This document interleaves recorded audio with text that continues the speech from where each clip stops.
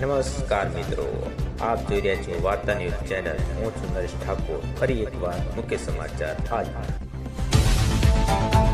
સનાવિયા સ્મશાન ભૂમિમાં યુવાનો દ્વારા વૃક્ષારોપણ કરવામાં આવ્યું.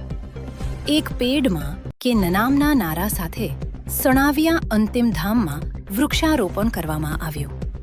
ચોમાસાની ઋતુમાં વૃક્ષોનું વાવેતર કરવું ખૂબ અનુકૂળ છે તથા પાણી પણ મળી રહે એ હેતુથી વૃક્ષારોપણ કરવામાં આવ્યું. સરકારશ્રીનો સંકલ્પ સાકાર કરવા અને પર્યાવરણના જતન માટે વૃક્ષારોપણ કરવામાં આવ્યું.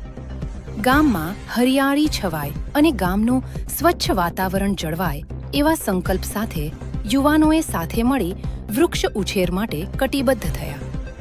સણાવિયા ગામના વડીલો યુવાનોએ સાથે મળી વડ અને પીપળા જેવા મોટા વૃક્ષોનું વાવેતર કરવામાં આવ્યું.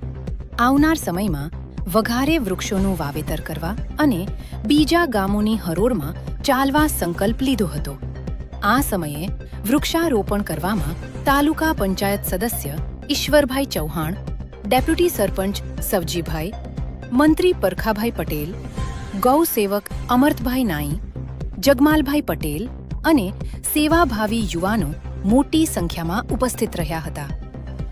અહેવાલ જગતાજી ઠાકોર, વાવ, થરાદ.